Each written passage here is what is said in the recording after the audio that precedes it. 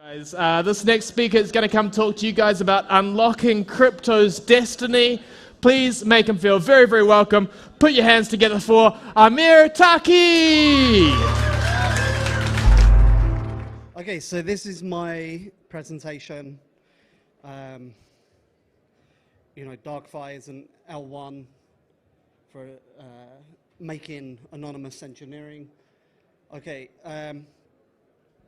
It's wild, like when you think of people in the West, how they are constantly bombarded with propaganda, and in the way it like limits people's imagination. That in the same way that there's this like mental gravity that people who were growing up in the Soviet Union, they couldn't imagine anything outside of the Soviet system. It was just too hard for them to imagine. And really similar now that everybody goes, nation states, that's always existed in my lifetime.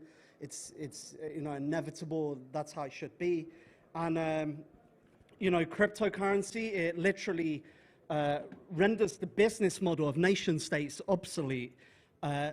Industrial era brought rising returns on the use of violence, which nation states were used to basically extract resources from society, and they constructed standardized armies as a bargain with citizens, rather than the tribes and communities that existed in the social orders before. But we now live in the information age, which changes everything, and this has enabled new means for society to protect itself from extractive violence. So that's like a picture of the dark forest. The forest is it's a space. It's different to the desert landscape that nation states try to create. The monopoly tries to create a forest. It provides cover. It enables cyber guerrillas to move, to be protected. And so that's our role as cyber revolutionaries, to grow this forest, to increase the diversity of the natural landscape. And if you look up hard power on Wikipedia, it defines it as military and economic power. But I'd argue there's a third new category, cryptography. And this renders nation states increasingly ineffective and obsolete. So in the last decade, we've seen a huge boon in new powerful techniques, latest iteration, MPC, HE, ZK, that unlock new design spaces we haven't really explored before. And the proverbial dark forest is a safe haven refuge for the cyber guerrilla that provides cover and concealment. It opens another front in the struggle for freedom, as Satoshi said. DarkFire as a project, we coordinate through fully anonymous. For example, we think a lot of the crypto space is corrupted by Silicon Valley ideology. People use Discord, Reddit, Twitter, proprietary software, VC capital, which is stolen through money printing. And actually, this is blinding people to create technology for the agorist parallel polis paradigm. And that's why a lot of the tech that we see now is absolute crap, and like more of this garbage apps that don't work at all, rather than being really novel and liberatory. So yeah, crypto will split in two. It's an idea whose time has come. Nation states were born from an industrial era when people used words like command and control, central planning were popular. But now diminishing returns to violence has rendered nation states' business model obsolete. And the incentive with online digital markets is for efficient peer-to-peer and democratic governance. If crypto means anything about the law, it means fuck your laws. There will be a RegFi crypto, which is regulated and above ground. It will be hugely encumbered and impossible to use. All the interesting uses of crypto will be regulated into oblivion, and there will be DarkFi, underground and unregulated. It will be free and unencumbered. This is where crypto is free to explore its true destiny and true self and come into being. So we're creating the infrastructure for this movement to stand its ground, to innovate and push forwards. Cryptocurrency, cryptography, it's fundamentally antagonistic. There's no resolving this dilemma. Everything useful about cryptocurrency is about circumventing the state civilization paradigm. For example, new financial flows, otherwise blocked. You know, people now, they're like, oh, we can do this dance with the state. We can, you know, dance together. And, you know, people are creating crypto banks and Bitcoin ETFs, and they're never being accepted, always blocked, always being blocked. And, you know, and then, you know, people playing with offshore havens and, you know, the regulatory arbitrage and mounting complexity as the regulators close in. And, you know, that type of activity cannot last long term, you know. It's just purely defensive. You know, the meme, privacy is normal. You know, what about privacy is about expanding the space of freedom, expanding outwards, you know. So especially as crypto comes into its own being and fulfills its destiny, that side of crypto will become less and less sustainable. So I don't believe any of the US-based, heavily VC-backed crypto companies are truly prepared to weather the storm or participate in this struggle. Their rhetoric is just LARP, like, you know, using Discord, you know, using GitHub, etc. So,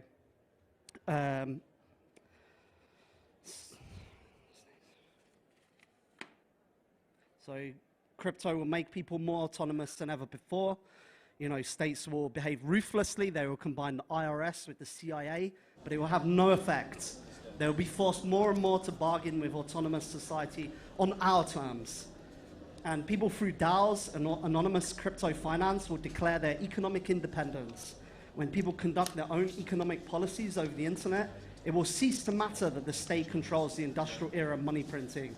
So, you know, their importance for controlling the world's wealth will be transcended by mathematical algorithms. Cryptocurrency controlled by anonymous online markets will supersede fiat currency issued by states.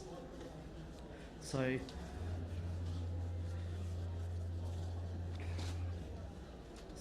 the crypto markets will make it increasingly costly for the state to operate as it loses vital revenue. And as this breaks down, you know, crypto essentially eats the sacred character of the nation state. Crypto forms its own morality and dissolves the paramount power of the state. You see that, like, when you argue to boomers about crypto, they just don't get it. It's just outside of their morality. So it's something new. So cryptocurrency is where's this clip, I think? Anti-fragile parallel infrastructure. You can see that, you know, when the crackdown begins, it forks into two, and there's a spiral effect. The fragile systems shatter and descend, and the anti-fragile ones rise up. So transparent crypto is fragile. So in an adversarial environment, it cannot survive. They break under pressure. In an anonymous system, this feedback is reversed. So the more surveillance crackdowns, the more it vindicates and drives users and value into it. So, you know, cryptocurrency, and so you see it here, crackdown begins, you know, rising political consciousness, etc. So, you know, crypto right now is under attack from all sides. You know, we've reached a new phase in escalation in the conflict against crypto, and we're splitting into RegFi and DarkFire. And RegFi is the anti-crypto, DarkFire is the true spirit of crypto. And DarkFire is really the only project that's preparing for attack. So this is Jay Stark. He was assassinated by the German state. He made an automatic 3D printed rifle that was used by the freedom fighters in Burma, is used by fighters in Ukraine as well. It says, you know, you lop off the head of one Hydra and another pops up. It's impossible to stop. And, you know, I give another phrase is V for Vendetta. He goes, beneath this mask is more than flesh. Beneath this mask is an idea, and ideas are bulletproof. So DarkFire is an L1 for anonymous engineering. You know, we have our testnet alpha environment for general purpose anonymous smart contracts.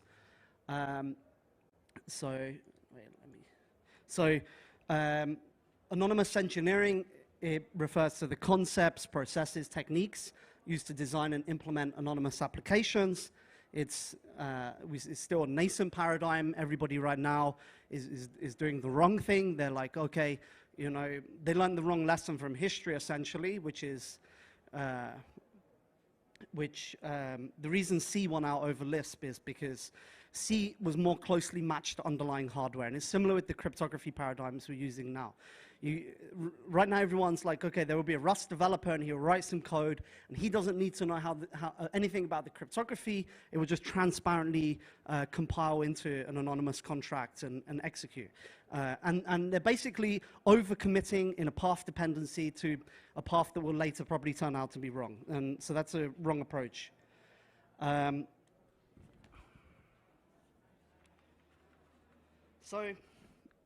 Our goal is to create a fusion between two worlds, the creative space of frictionless innovation on Ethereum and the crypto-anarchist ethos of Monero. We're really building for the long term. The evolutionary endpoint of DarkFire RegFi is RegFi self-destructs. DarkFire is vindicated as the true spirit of crypto. So we're really positioning ourselves to drive the narrative of the next cycle and capture the value that migrates from fragile systems. So that's essentially the why of DarkFire, but the how is this concept of anonymous engineering. So right now, there is this revolution in privacy technology. Because of cryptocurrency in the last decade, there's been this huge investment into distributed systems and cryptography, honing very powerful techniques. And these techniques are becoming available to developers for the first time. And we can use them to hack and to construct applications. So, you know, and even in the mathematics side, before we used to use a lot of very simple number theory concepts. Then we started using elliptic curves. Now it's increasingly going into higher order math, like algebraic geometry and algebraic number theory. For example, recently, you know, I was helping the Monero devs make a fast vector commitment scheme, which uses some very deep property of something called divisors and vile reciprocity. And right now, a lot of the cryptography is just using polynomial rings, but there's a vast expanse out there waiting to be explored. So it's very exciting time. New doors are being unlocked. We're just beginning to walk through them, and it will open up new design spaces that were never conceivable before. So in terms of DarkFire, our edge is in creating this advanced toolings. You know, I mentioned anonymous engineering. You know, you want to create an anonymous application. There's a process where you formalize a schema into algebra and you implement it into smart contract infrastructure. And as this anonymous engineering paradigm evolves, we provide the tools, and DarkFire provides abstractions and primitives to empower the anonymous engineer. So this is what we mean when we say advanced anonymous smart contracts. A lot of the ZKL ones, they're just abstracting application development and providing a ZK proving system for execution, but we're thinking a lot more expansively and exploring and expanding the anonymous application design space. So let me give you an example. This is the anonymous DAO. So when you vote in the anonymous DAO, members create encrypted votes using a special encryption primitive, which you know, they create homomorphic encryption, which you can do using El-Gamal. And then once the voting is finished, a DAO member performs an addition on these votes, and he publishes a proof of the vote passing a majority. So the votes are encrypted using a verifiable encryption scheme. A member comes, he adds them up, he publishes a ZK proof that they pass a threshold, and then this required majority is a parameter that is set inside of the DAO. So the DAO is a commitment that has several parameters. And then this allows money to be anonymously debited from the DAO's treasury. So there you've got anonymous protocol-owned liquidity. So you already see there are many different techniques chained together to construct an anonymous application. That is anonymous engineering. So, and is Carl Sagan says, if you wish to make an agorist parallel economic system, you must first invent DarkFire. You know, back in 2012, we were all like, laissez-faire, the free market. You know, this is inevitable. It will just inevitably get made. You know, we just have to sit back and watch it happen. It's 2023. We haven't seen the agorist parallel economic system manifest. So obviously, we're doing something wrong with how we've organized and, you know, how we've been working. So what do you need for Agorist parallel economic system? One pillar is the coordination tools. So we have the most anonymous chat that exists in the market. Like there's no concept of identity. You can change your nickname at will. You have a key pair. And how do you protect against spammers? You can have a key pair. You stake on the key pair. And if you send too many messages in an epoch, then your key pair will get slashed. And then you have to stake again. And we have a peer-to-peer anonymous task management system. I think I showed it here. So whereas the chat is the one on the left. The task management is the one that's inset there. This is a DAO, Okay, and then what do we have now? We have anonymous payments, multi-asset, so you'll be able to bridge from ETH, transfer around, do swaps. We have the DAO NFTs. Then post-mainnet, then the most important part will be ecosystem. Whole bunch of ideas there. I'm very interested in information markets, where if you have a movie or a file or a document you want to sell, you can authenticate that it is what it claims to be. It is for a protocol, and then people can bid in an auction to decrypt the file. Also markets. Nobody made a peer-to-peer local bitcoins, or at least not a good one yet. That was a really good application. We need that. Why is DarkFire ahead of all the other projects? Number one, the advanced anonymous engineering paradigm. It's not something theoretical. We have it here and now on the testnet. We're the only project that has anonymous staking that protects validators against censorship. Also, no trusted setup. And number four, we're the only project that has network-level privacy with pluggable transports in our peer-to-peer network with Tor or NIM. Again, I didn't see any other project that has that yet. And Unix, we're in a similar situation today. Everybody's like pouring money in these big projects, hiring huge amounts of team that bump their valuations up. They're stuck in this scam game.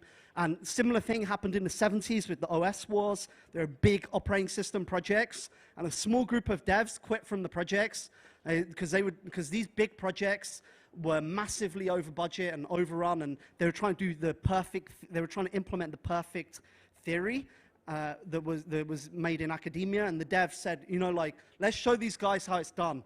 And they just took the ideas and radically simplified them and delivered to the market. DarkFire is the equivalent of the Unix in there, and they just all the other projects died, and Unix was useful, and it came to the market, and it got adopted, and it ended up being the basis of all the modern operating systems we use today. And lastly, and also, all of the interest in tech comes from a belief or vision, and the core of our argument is invest in self-sovereign infrastructure, because betting on regulated crypto is investing in your own demise. And we published our thesis, which if you go on Rekt News, R-E-K-T News, and you search Rekt Lunapunk, we published that 2 years ago, and more, we're just seeing that our thesis is vindicated, that at this point it's practically inevitable that necessity will drive the DarkFire value proposition, and DarkFire will be a strong market leader, and we will be triumphant. Whew, and I even have 2 minutes left.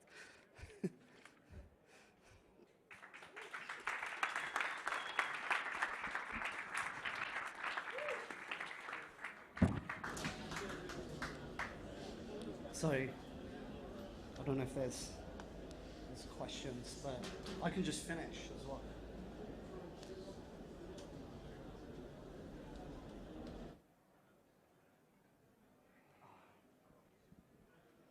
Yeah. Any questions? We've got a question here, if that's okay. I can shout. Okay. Shout, please. So I'm wondering, what is our goal to bring developers to build on DarkFire, right? Because majority of developers, not all of them, right? Obviously there are a lot of anonymous ones, but they try to build applications usable for bigger markets, let's say. So I think, what is your strategy there? Okay, what's our strategy to bring developers? So it's to train developers and to create soft power. So we have a lot of devs that come into our chat all the time, and they're like, we want to build on DarkFire. And the only way, and I see a lot of projects doing something very inauthentic, which is, as I said, they're trying to bump their numbers. So they're like, you go on their docs and it says, build an anonymous application, hello world, in 3 easy steps. It's kind of nice having it dark, isn't it? Feels like that's the vibe of the room. We could vote. Should we have a vote? Construct an intentional community. You're voting against. Like, for example, I think it's the tone of the room is that it's dark. There's this big myth of Wikipedia and open source, where Wikipedia was like, all across the world, everybody is contributing one sentence to this encyclopedia, and open source, everybody's contributing one line of code each, and boom, we have this big complex software. But when they did the analytics, they actually found there's a very small group of developers, a very small group of contributors on Wikipedia that built the majority of it. It's like that with any projects. And how do you foster that intellectual fabric, that core, which a lot of all of cryptocurrency now is not investing in that. That's the big tragedy of crypto. So that's what we have to address, and that will be where we can reclaim our source of power, which we haven't been able to claim so far. Anyway, I run out of time. Thank you.